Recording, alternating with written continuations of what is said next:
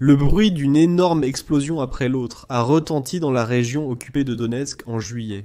Deuxièmement, l'Ukraine a de nouveau réussi à mener une frappe importante et réussi contre une cible russe clé, un énorme dépôt de munitions. L'incident s'est produit à Kartsysk, à une courte distance à l'est de la ville de Donetsk. Là-bas, l'armée russe aurait entreposé une énorme quantité de munitions, très probablement destinées. Elle comptait l'utiliser pour soutenir ses troupes, alors qu'elle progresse plus au nord et tente de prendre le contrôle total de la région. Mais l'Ukraine avait d'autres plans en tête. Elle a lancé une attaque surprise contre le dépôt de munitions, déclenchant des explosions si énormes et puissantes qu'elles pouvaient être vues et ressenties à des kilomètres à la ronde. Les habitants se sont réveillés en sursaut et se sont précipités à leurs fenêtres ou dans les rues. Ils sont restés figés, choqués et émerveillés, alors qu'une énorme boule de feu remplissait le ciel nocturne, illuminant le paysage par son intensité. Cela a été suivi par d'autres explosions et des incendies qui se sont déclarés autour du dépôt de munitions. Plusieurs habitants ont réussi à filmer l'incident, publiant de courts mais étonnants extraits sur divers canaux Telegram et autres plateformes de réseaux sociaux. Les extraits sont révélés l'ampleur de l'explosion initiale. Et même s'il n'y a pas encore beaucoup de détails sur la façon dont l'attaque s'est produite ou sur l'ampleur des dégâts causés, il est très probable, étant donné la taille et la nature des explosions, que la Russie ait subi un coup sérieux ici. Certains journalistes ont même suggéré qu'il s'agissait peut-être de l'un des plus grands stocks de munitions russes de la région. Et on ne sait pas ce que l'armée russe pouvait encore stocker là-bas, comme des obus d'artillerie, des missiles, des drones, des armes ou même des véhicules blindés. Il est probable que l'on n'ait jamais su exactement ce qu'il y avait dans le dépôt, mais quoi que ce soit, il est presque certain que tout a été détruit maintenant. Et c'est le genre de nouvelle qui fera une fois de plus serrer les poings et secouer la tête de frustration au président russe Vladimir Poutine, tout en donnant aux défenseurs ukrainiens de sérieuses raisons de célébrer. La Russie a besoin de toutes les munitions disponibles. De nombreux rapports au cours de l'année écoulée ont souligné les difficultés du pays à maintenir un approvisionnement régulier en armes et en munitions. La Russie doit compter sur ses rares alliés, comme l'Iran et la Corée du Nord, pour poursuivre son bombardement quasi constant de l'Ukraine. Les équipements viennent également à manquer. Une étude récente du Centre d'études stratégiques et internationales le souligne. La Russie a perdu d'importantes quantités d'équipements sur terre, dans les airs et en mer, ce qui met en évidence le lourd tribut matériel de sa campagne d'usure. Depuis janvier 2024, par exemple, la Russie a perdu environ 1149 véhicules blindés de combat, 3098 véhicules de combat d'infanterie, 300 pièces d'artillerie automotrice et 1865 chars. Encore plus remarquable, les pertes en équipement russe ont été nettement supérieures à celles de l'Ukraine, avec un ratio variant de 5 pour 1 à 2 pour 1 en faveur de l'Ukraine. En résumé, la Russie a été incroyablement gaspilleuse au cours de la guerre jusqu'à présent, utilisant d'énormes quantités de munitions, d'armes et de véhicules, en espérant que sa stratégie de force brute suffirait à submerger l'Ukraine. Mais plus la guerre dure et plus ses pertes s'accumulent, plus la situation devient difficile pour la Russie. Donc, quand l'Ukraine réussit une attaque comme celle-ci, détruisant une énorme quantité de munitions et d'équipements russes, c'est à la fois une grande victoire pour l'Ukraine et une perte majeure pour la Russie. L'attaque a également sans aucun doute sauvé des vies, en détruisant des balles et des obus qui auraient autrement été utilisés pour tuer des Ukrainiens. Des soldats et des civils sont probablement touchés dans la région de Donetsk.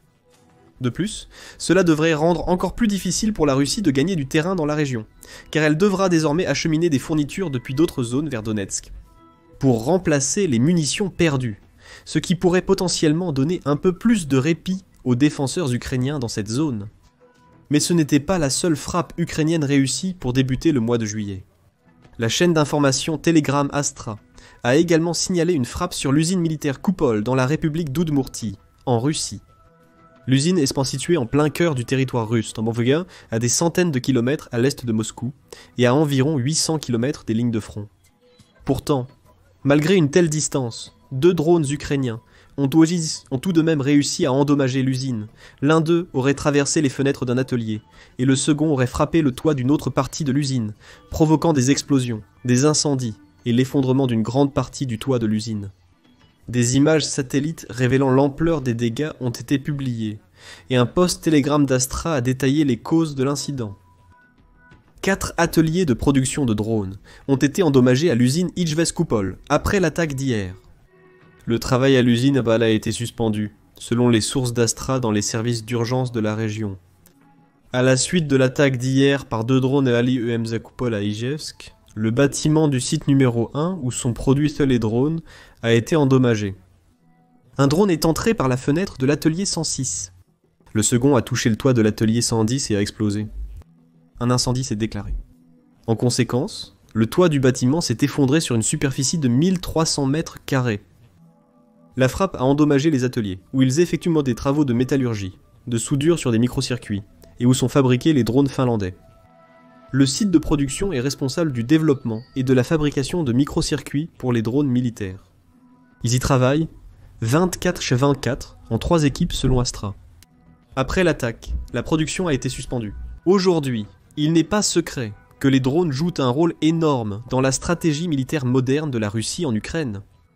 Elle envoie régulièrement des essaims de dizaines, voire de centaines de drones au-delà de la frontière, frappant à la fois des cibles militaires et civiles, faisant exploser des écoles, des hôpitaux et d'autres bâtiments publics, et causant d'énormes pertes humaines. On en est même arrivé au point où plus de 70% des pertes ukrainiennes sont désormais dues aux attaques de drones. Donc, mettre hors service une usine de production de composants de drones, même pour un petit moment, c'est une autre grande victoire pour l'Ukraine. Comme l'a confirmé et noté le compte Telegram de l'état-major général des forces armées ukrainiennes, un complexe d'installations militaro-industrielles des occupants russes a été touché dans le cadre de la réduction des capacités de défense aérienne de l'ennemi. Le 1er juillet, des unités du service de sécurité d'Ukraine, en coopération avec d'autres composantes des forces de défense, ont frappé l'usine électromécanique d'Ijevsk, Kupol située dans la République d'Oudmourtie de la Fédération de Russie. L'usine Kupol, une installation du complexe militaro-industriel russe, était spécialisée dans la production de systèmes de missiles anti-aériens à courte portée. Des frappes précises sur le bâtiment numéro 1 du site numéro 1 ont été confirmées. Un incendie a été signalé. La clarification des résultats de la frappe est en cours. Les forces de défense continuent de prendre toutes les mesures nécessaires pour contraindre la Fédération de Russie à cesser son agression armée contre l'Ukraine. Comme le note The Post, tout cela fait partie de la stratégie globale de l'Ukraine visant à affaiblir l'armée russe, en mettant particulièrement l'accent sur ses capacités aériennes, offensives et défensives. C'est pourquoi l'Ukraine vise si souvent les systèmes de défense aérienne russes, les lance-missiles, les usines de drones et les bases aériennes. Ce sont les types d'endroits où l'Ukraine peut porter les coups les plus durs à la Russie, tant sur le plan militaire que financier. Elle peut détruire des équipements importants et précieux comme des bombardiers, des avions de chasse et des unités de défense aérienne, qui coûtent souvent des dizaines de millions de dollars, voire plus. L'Ukraine vise également régulièrement d'autres sites stratégiques importants en territoire occupé et sur le sol russe, comme les chemins de fer, les ponts, les dépôts de pétrole, les usines de production, et ainsi de suite. Cela aussi s'inscrit dans cette stratégie cruciale qui a si bien servi l'Ukraine jusqu'à présent dans la guerre, en se concentrant sur ces grandes cibles russes de grande valeur. La logique derrière cela est simple. L'Ukraine sait que son armée n'est pas capable d'égaler celle de la Russie sur beaucoup des critères les plus importants. Elle n'a pas autant de soldats, chars, véhicules blindés, systèmes d'artillerie, hélicoptères, chasseurs, bombardiers, etc. Elle ne peut pas dépenser les mêmes sommes extraordinaires pour son armée que la Russie, ni compter sur le même énorme stock d'équipements militaires et de munitions déjà existants. Dans un combat comme celui-là, avec les chances contre elle, l'Ukraine doit tirer le meilleur parti de ce qu'elle possède, pour extraire un maximum de valeur de l'équipement dont elle dispose, et infliger autant de dégâts, de perturbations et de chaos que possible à chaque frappe. Elle ne peut pas se permettre d'agir comme la Russie, en gaspillant des centaines de drones et de missiles dans des attaques qui n'apportent presque rien. Elle doit plutôt être plus prudente et attentive avec ses ressources. L'Ukraine doit également se concentrer sur les points faibles de la machine de guerre russe, l'handicaper, la retarder, la ralentir, en ciblant les usines de drones et les sites de production par exemple. L'Ukraine peut atteindre ses objectifs, rendre la guerre encore plus difficile à gagner pour la Russie et prolonger le conflit tout en exerçant une pression sur Poutine et l'économie russe. Finalement, toute cette pression pourrait suffire à pousser Poutine à entamer des négociations et à accepter de mettre fin à ce conflit de plus en plus coûteux. Plus important encore, il convient de noter que l'Ukraine concentre systématiquement ses attaques sur des cibles justes, légitime et viable, directement impliquée dans l'effort de guerre russe. Elle n'envoie pas de drones ou de missiles vers des bâtiments publics ou des structures civiles comme les hôpitaux, les écoles ou les magasins, par exemple. C'est un contraste frappant avec la Russie, qui a depuis lors visé à plusieurs reprises et sans pitié les infrastructures civiles à travers l'Ukraine. La guerre a commencé et continue de tuer des civils avec un mépris flagrant pour la valeur et la sainteté de la vie innocente. En effet, le même jour où l'Ukraine a frappé le dépôt de munitions russes, la Russie a lancé une autre attaque brutale dans la région de Jitomir, tuant 2 personnes et en blessant environ 80 autres, alors que de multiples explosions retentissaient le long d'une autoroute. Les civils de la région ont filmé avec leur téléphone les scènes de carnage, montrant d'immenses panaches de fumée épaisse s'élevant dans le ciel. De gros débris étaient éparpillés sur l'autoroute, et une station-service voisine a subi d'importants dégâts. Et ce n'est pas un incident isolé.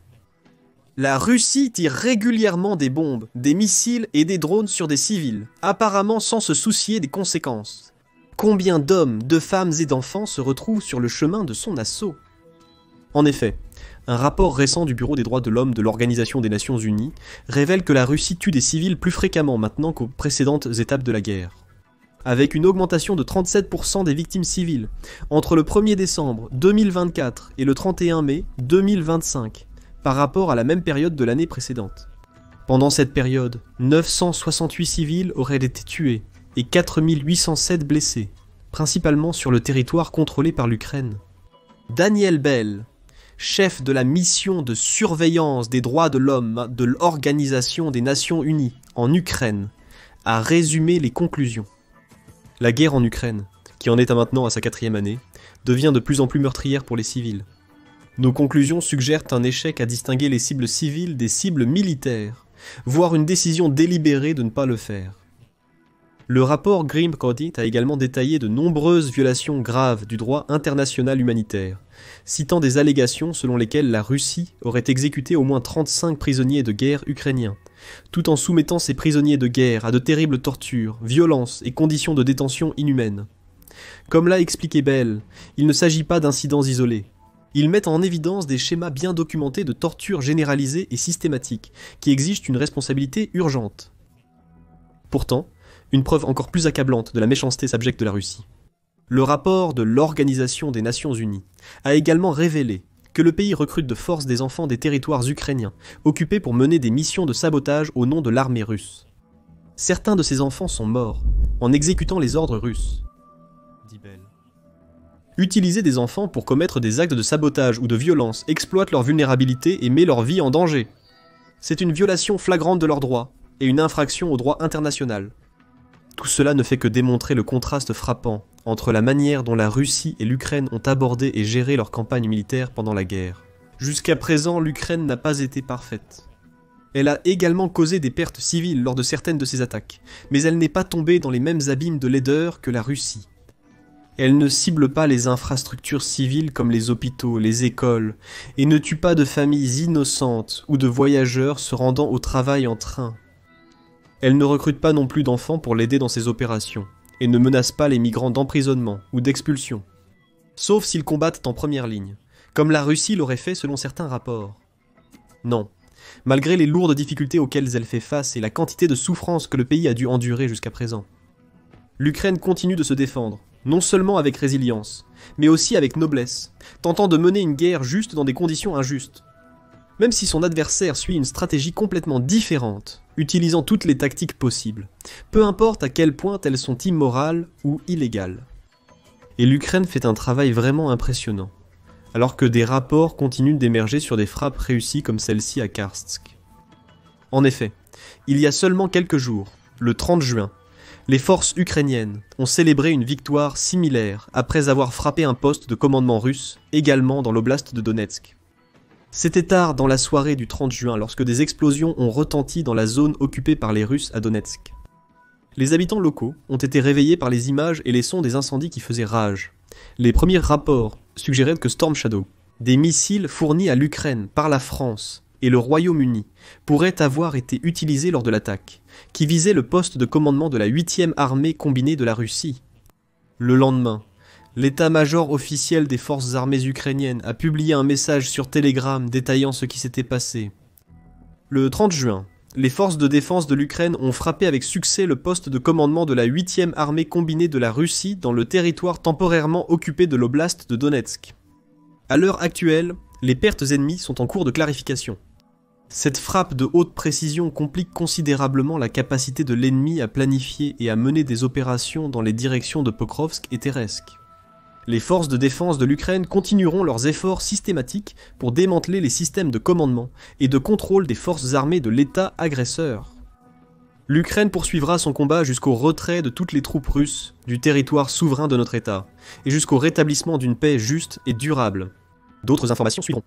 Gloire à l'Ukraine! Il est d'une importance capitale que l'Ukraine poursuive ce type de frappe réussie contre la Russie, afin d'affaiblir et de ralentir ses avancées.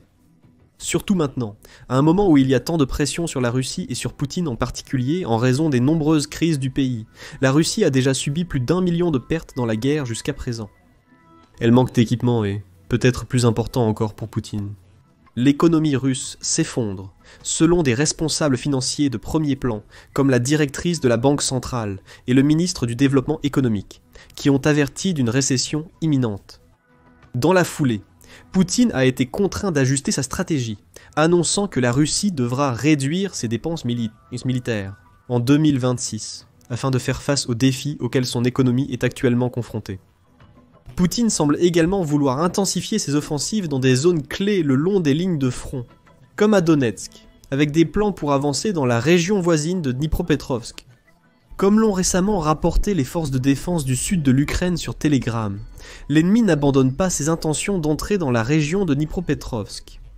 Mais nos combattants tiennent courageusement et professionnellement leur ligne de front, déjouant les plans de l'occupant. Ce travail ne s'arrête pas un seul instant. Il y a aussi le fait inquiétant que Vladimir Poutine a récemment fait des déclarations audacieuses, selon lesquelles toute l'Ukraine appartient à la Russie, en disant « Je l'ai déjà dit, les Russes et les Ukrainiens sont un seul peuple ». Dans ce sens, toute l'Ukraine est à nous. Une vieille règle dit que partout où un soldat russe pose le pied, c'est à nous. Le dirigeant russe a aussi exprimé le souhait de créer une zone tampon ou de sécurité le long de la frontière. Et il a menacé d'attaque et tenté de capturer de grandes villes comme Soumy, déclarant « Nous les avons chassés de la région de Koursk et maintenant nous sommes obligés de créer une zone de sécurité le long de la frontière. Nous ne prévoyons pas de prendre Soumy, mais je ne l'exclus pas. » Bref, ce sont des temps préoccupants pour l'Ukraine. Il semble que le Kremlin ne se contente plus de l'idée de prendre le contrôle des 4 régions qu'il visait initialement, Donetsk, Luhansk, Kherson et Zaporizhia. Il veut désormais toute l'Ukraine et ne semble reculer devant rien pour atteindre ses objectifs, dépensant des sommes records en 2025, intensifiant ses attaques, faisant appel à ses alliés en Corée du Nord et en Iran pour soutenir ses efforts, et ne montrant aucune volonté d'accepter un quelconque accord de cessez-le-feu, juste ou logique, lors des tentatives de pourparlers de paix plus tôt cette année. En fait, des rapports montrent que pendant ces mêmes pourparlers de paix, la Russie est devenue encore plus agressive, lançant environ 4776 frappes de drones dans les 30 jours qui ont suivi le début des pourparlers, comparé à seulement 3148 dans les 30 jours précédant leur début. Il est clair que la Russie ne s'intéresse pas à la paix. Elle veut le pouvoir, elle veut étendre son territoire, montrer sa force et forcer l'Ukraine à abandonner. Mais l'Ukraine n'abandonne pas. Et le fait est que Poutine doit affronter la réalité. La Russie ne peut pas continuer cette guerre indéfiniment. Elle manque d'équipement. Ses soldats sont tués et blessés en grand nombre et ses finances deviennent incontrôlables. Et chaque fois que l'Ukraine frappe un autre de ses postes de commandement, dépôts de munitions ou bases aériennes, la Russie souffre encore plus, s'éloignant de la victoire et se rapprochant de la défaite. Maintenant, découvrez-en plus sur les derniers succès de l'Ukraine, dans nos vidéos détaillant la frappe Storm Shadow sur un quartier général russe et l'attaque de l'usine Koupol. Ou, regardez notre analyse approfondie des chiffres, qui prouvent que la Russie ne peut pas gagner cette guerre, et que Poutine ne verra jamais l'Ukraine tomber entre ses mains. N'oubliez pas de vous abonner à notre chaîne Trusted News pour des mises à jour régulières sur le conflit.